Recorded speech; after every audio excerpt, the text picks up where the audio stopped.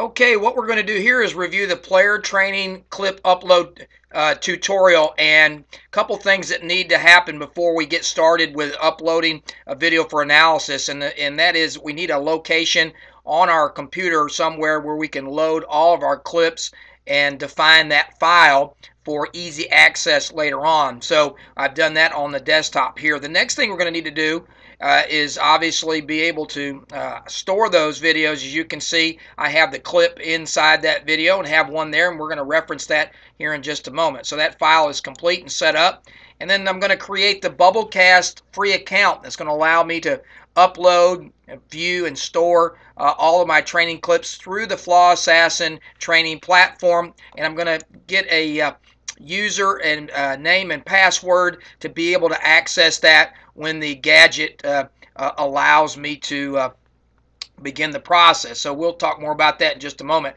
So with those two things done, a file for the videos and my free Bubblecast account, I'm now ready to begin the process. I've captured a video clip, it's now loaded on file, and I'm ready to go ahead and begin my analysis. So what I'm going to do is I'm going to go back out to my web browser, and I'm going to click on the Your Video Account tab in the web browser. It's going to have a drop down menu selection there for Access Player Clips, and then I'm going to click on that. And what's going to happen is that the FlawAssassin.com interactive training tool gadget's going to drop down, and that's going to have the login page for the gadget. And what you're going to do there is go ahead and place your username and your password to log in through that actual training tool gadget. So with that, the home page is going to automatically open up with a variety of different selections there, as you can see on the left hand side of that page. And at the very top, I want to click on the upload video icon. I also have some other options worth noting. You have a live recording feature, a YouTube upload, and so on. So have a lot of different options, but right now I just want to upload my video, so I'm going to click on that video upload icon. At the point that I do that, immediately the upload page becomes evident, and I will then go down to the middle of the page and click on the Browse tab.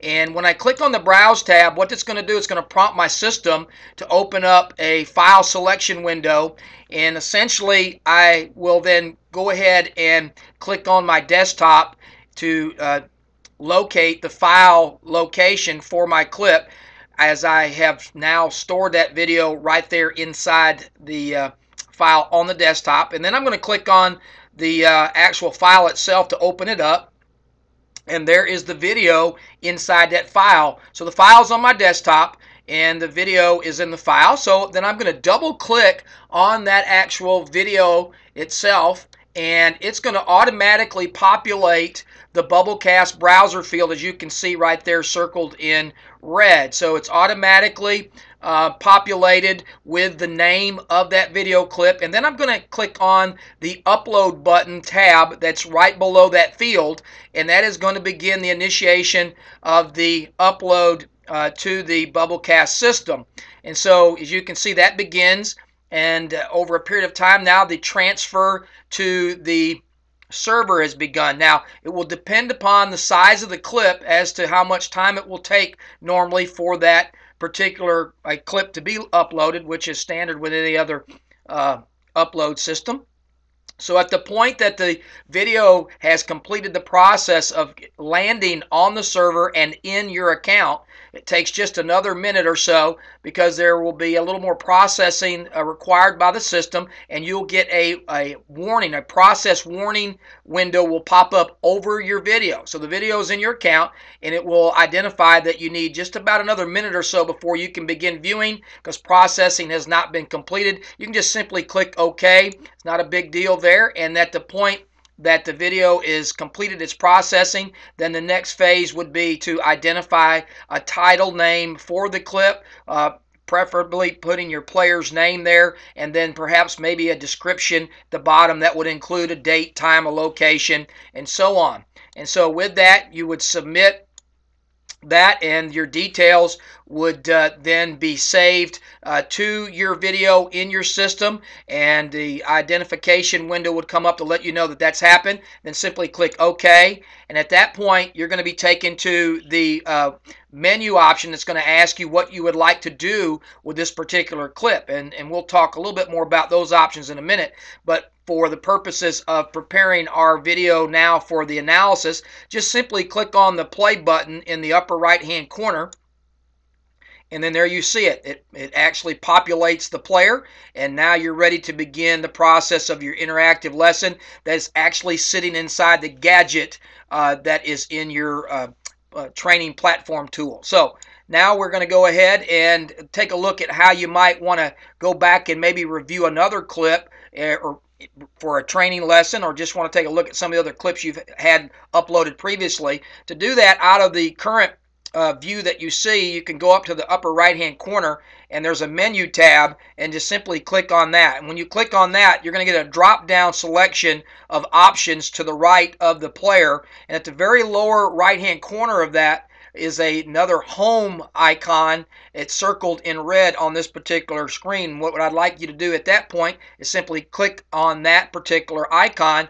and it's going to take you back out to the actual Bubblecast homepage, and you can see in the middle, to get to your other videos, or the videos obviously inside your personal library, just click on the middle tab there where it says My Videos, and you can see that it's encircled with red. And once you've clicked on that, you're going to get the tab that's going to show you an icon of each of the videos that are loaded. For this particular case, you can see there are 3 videos that have been loaded, with each one having its own icon. So then you can click on whichever one of those you would like to see, and then what the system will do again is it will ask you what you'd like to do with that particular video. Are you going to want to actually embed it in another web page? Do you want to send it as an email? Do you want to play it? Or do you want to download it to your hard drive? Or actually upload it to the PDA that you may be using, or change the details a little bit. So you have all those options right there with that particular video or any of those videos. And so in this case, what we're going to do is we're going to go back and we're just going to click play again. And at that point, the video is now back reset in the player, and we can utilize that particular clip again for the interactive lesson. We can use the controls within the player to help us establish the key positions that we need to be in, following the instructions and guidelines of the interactive lesson that we'll begin in just a moment.